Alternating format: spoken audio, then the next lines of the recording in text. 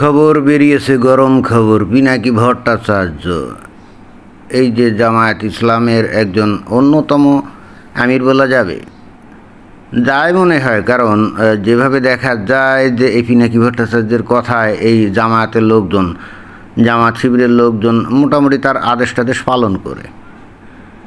তো এগুলো দেখলে অনেকেই কিন্তু মনে করতে পারে যে এই জামায়াত ইসলামের আমির কি এই ডাক্তার শফিকুর রহমান নাকি পিনাকি ভট্টাচার্য। তো যাই হোক, সেটা ভিন্ন প্রসঙ্গ, ওইটা নিয়ে এখানে আমি আলাপ করতে চাচ্ছি না। আসল ঘটনা হচ্ছে, খবর বেরিয়েছে যে পিনাকি ভট্টাচার্যর বাড়িতে কে বা কারা আগুন লাগিয়েছে নাকি লাগানোর চেষ্টা করছিল। পড়ে টোড়ে নাই শুনছি ওই গেটের সামনে আগুন ফেলে চলে গেছে। তো ওই গেটের সামনে ফেললে কি আর আগুন ধরে? প্রশ্ন হচ্ছে যে এটা কিভাবে সম্ভব। বর্তমানে তো আর আওয়ামী লীগের সরকার ক্ষমতায় নাই এবং আওয়ামী লীগের লোকজন রাস্তায় বেরোয়ও না। বর্তমানে ক্ষমতা আছে এই পিনাকি ভট্টাচার্যদের লোকজন, তাই না? এই যে ডক্টর মোহাম্মদ ইউনূস, তারপরে এই যে অন্তর্বর্তীকালীন সরকারের লোকজন সহ এই যে যারা নাকি সমন্বয়ক ছিল, যারা নাকি 5 আগস্ট 2024 সালে অভ্যুত্থান ঘটিয়ে শেখ হাসিনার পতন ঘটিয়েছিল, তারাই তো ক্ষমতায়।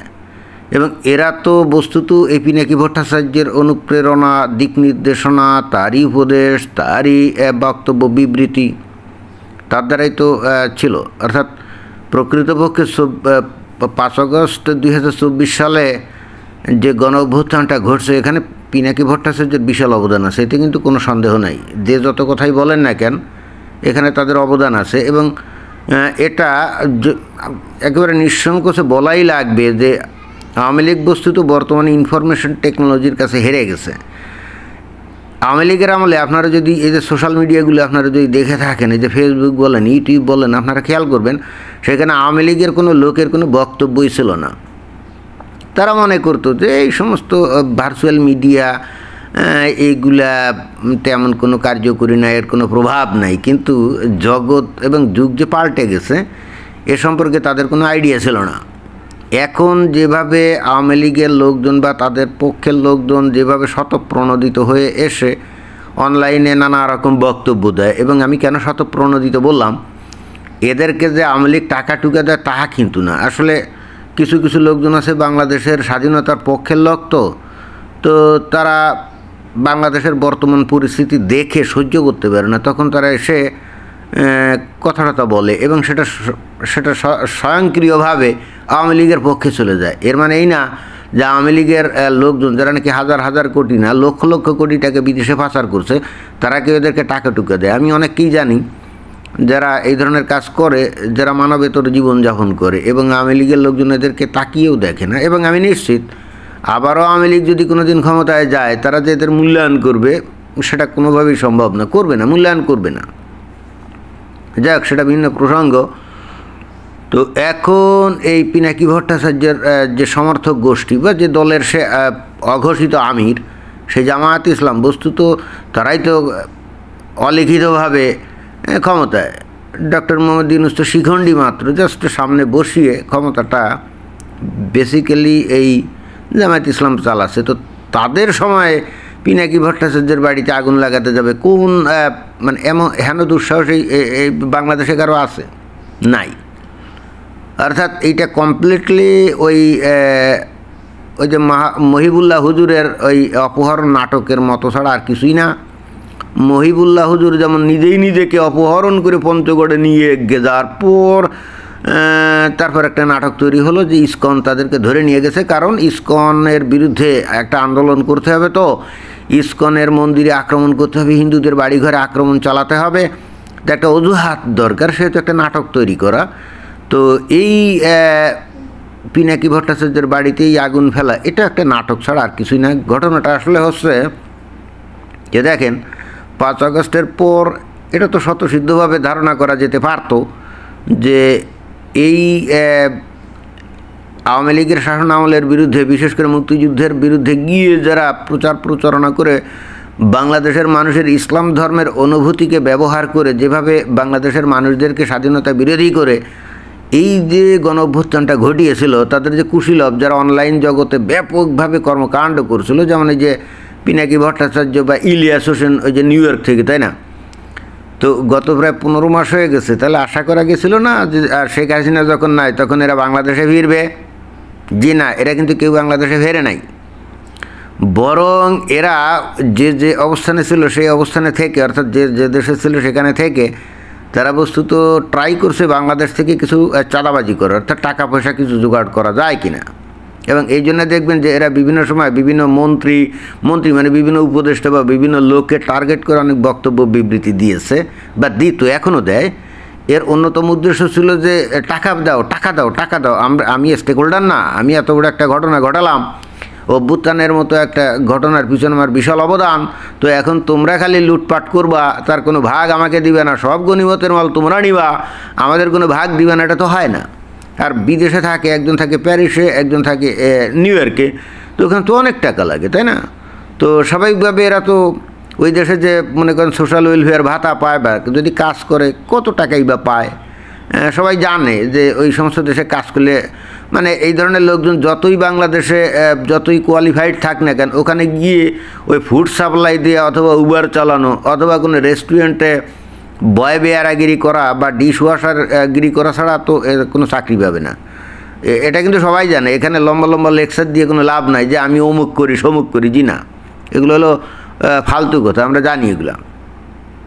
অতএব বাংলাদেশে এত বড় একটা ঘটনা ঘটে গেল, তারপর অনেক লোকজন যারা নাকি এই সমন্বয়ক ছিল, যারা উপদেষ্টা ছিল, তারা তো শত শত কোটি টাকা আয় উপার্জন করছে, তাহলে অবশ্যই অবশ্যই এটা ন্যায্যও বটে। তো সেক্ষেত্রে পিনাকি ভট্টাচার্য এবং ইলিয়াস হোসেন তারা তো এর থেকে তো কিছু দাবি করতেই পারে, এটা কিন্তু ন্যায্য, আমি বলছি না যে এটা অন্যায্য, আসলেই তো। এই যে বর্তমানে যেগুলো উপদেষ্টা আছে 2-1 ছাড়া বাকিদের তো এই অভ্যুত্থানে কোনো রকম কোনো ইয়ে ছিল না, কন্ট্রিবিউশন ছিল না, তাই না? তো তারা একেবারে উড়ে এসে জুড়ে বসার মতো ভুইফোড়ের মতো এসে ধাপ করে উপদেষ্টা হয়ে যে শত শত কোটি টাকা আয় উপার্জন করছে। তো এইটা যদি এরা করতে পারে, যেখানে জানবাজি লড়াই করলো পিনাকি ভট্টাচার্য ইলিয়াস হোসেন এই অভ্যুত্থানের জন্য, তো তারা কিছু ভাবে না, এটা হয়। তো যেহেতু এটা ঠিকমতো হয়তো পাচ্ছিল না, এই জন্য বিভিন্ন লোকের বিরুদ্ধে কথাটা বলতো। বাট ঘটনা হচ্ছে যে এত কিছুর পরে হঠাৎ করে এই তার বাড়িতে আগুন লাগানোর এই যে নাটকটা কেন হলো? এই নাটকটা এই কারণে হলো, এরা তো খুব ভালো করেই জানে যে এই অন্তর্বর্তীকালীন সরকারের মেয়াদ খুব বেশি দিন না, এবং যারা নাকি এদের সমর্থক, এদেরও বাংলাদেশে বেশি দিন এর অস্তিত্ব থাকবে না। এরা কে কোথায় পালাবে, যদি কেউ সেফ এক্সিট পায় তো ঠিক আছে, ভালো। এটা কিন্তু পিনাকি ভট্টাচার্য যে এটা জানে না তা কিন্তু না, খুব ভালো করেই জানে। আর ঠিক সেই কারণে রিস্ক নিয়ে তারা বাংলাদেশে আসে নাই। এই কারণে আমার ধারণা যে এই পিনাকি ভট্টাচার্যের যে ওই ফ্রান্সে তো আছে, তাই না, সেখানে পলিটিক্যাল অ্যাসাইলাম নিয়ে আসে না, আমার ধারণা সেখানে তার কেস এখনও পেন্ডিং আছে। আর যদি হয়েও যায়, ধরেন পিআর পেয়ে গেছে, পার্মানেন্ট রেসিডেন্টশিপ কার্ড পেয়ে গেছে, কিন্তু ইন দি মিন টাইম এদের বিরুদ্ধে প্রবাসী বাংলাদেশিরা প্রচুর অভিযোগ ওই সমস্ত দেশের সরকারের কাছে করছে যে তোমরা যাদেরকে আশ্রয় দিয়েছো এরা তো এক একটা ক্রিমিনাল এবং এক একটা সন্ত্রাসী টেরোরিস্ট ছাড়া আর কিছুই না। এবং এগুলো প্রমাণ করার জন্য প্রচুর কিন্তু দলিল দস্তাবেজ আছে, ভিডিও আছে, তাই না?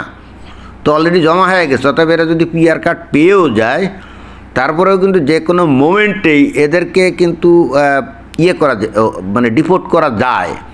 অর্থাৎ ওই দেশের সরকার কিন্তু এখন বলতে পারে, এই আওয়ামী লীগের সরকার আমলে তোমরা জানের মানে ভয়ে চলে আসছিলে, তো এখন তো তোমাদের সমর্থিত সরকার এবং তোমরা যাদেরকে উৎখাত করে নতুন যাদেরকে বসিয়েছো তারা তো তোমাদেরই সমর্থক এবং তোমাদের কর্মকাণ্ডের কারণেই তো এরা আসছে। তাহলে এখন তো বাংলাদেশে তোমাদের জীবন অনিরাপদ না, এখন ভাগো, এখন ওই দেশে ফেরত যাও।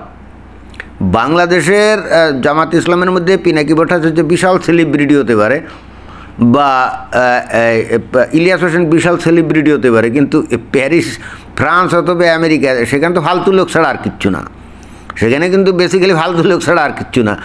তো অতএব ওই দেশের সরকার তাদের বলতে পারে যে ঠিক আছে এখন ফেরত দাও। আর এদের বিরুদ্ধে যেহেতু প্রচুর অভিযোগ জমা হয়ে আছে, অতএব ইচ্ছা না থাকলেও হয়তো ইমিগ্রেশন পুলিশ তাদের হয়তো ডিস্টার্ব করতেছে এরকম। তো এই মতো অবস্থায় তাহলে তো তাদের কিছু একটা করতে হবে, তাদের দেখাতে হবে না যে আমরা বাংলাদেশে গেলে আমাদের জীবনে আবারও সংশয়। যদিও এরা আমাদের দ্বারাই ক্ষমতায় আসছে ঠিক আছে, কিন্তু পরিস্থিতি আস্তে আস্তে চেঞ্জ হয়ে গেছে। এখন যারা আমাদের দ্বারা ক্ষমতা আসছে এখন তারাই আমাদের বিরোধিতা করে, এবং যে কারণে দেখবেন যে এরা সাম্প্রতিককালে এই সরকারের বিরুদ্ধে অনেক উল্টাপাল্টা কথাবার্তা বলে। কেন বলে বুঝছেন? অর্থাৎ ওই ফ্রান্সের সরকার অথবা আমেরিকার সরকারকে দেখানো যে দেখো, যদিও আমরা পিআর পেয়ে গেছি তোমাদের দেশে পলিটিক্যাল অ্যাসাইলামের মাধ্যমে, বাট এখন বাংলাদেশে গেলে আমাদের জীবন আবার সংশয়, অতএব আমরা যাব না। এবং এইটাকে আরও সুস্পষ্টভাবে প্রতিষ্ঠিত করার জন্যে এই যে এই পিনাকি ভট্টাচার্যের বাড়িতে আগুনের নাটক করা হয়েছে। 2 দিন পরে ওই যে ইলিয়াস হোসেনের বাড়িতেও এরকম আগুনের নাটক হলে কিন্তু বিস্মিত হওয়ার কিছু থাকবে না, তবে ভাঙচুরের চেষ্টা হবে হয়তো বা, দেখবেন এরকম কিছু হবে। আর বাকি অন্য যেগুলো আছে সেগুলো নাগরিক হয়ে গেছে, তাদের এগুলো দরকার নাই। কিন্তু এরা তো নাগরিক হয় নাই, হয়তো পিআর পেয়েছে অথবা এদের কেস এখনও পেন্ডিং চলমান, হয়তো এখনও ফাইনালাইজ হয় নাই। তাহলে ওই দেশে তো তাদের থাকতে হবে, তাহলে কী করতে হবে? নাটক তৈরি করতে হবে না যে বাংলাদেশে আমাদের জীবন বিপন্ন। আমার ধারণা সেই কারণেই এই যে পিনাকি ভট্টাচার্যের বাড়িতেই আগুনের নাটক, এছাড়া আমার কাছে অন্য কিছু আর মনে হচ্ছে না। ধন্যবাদ।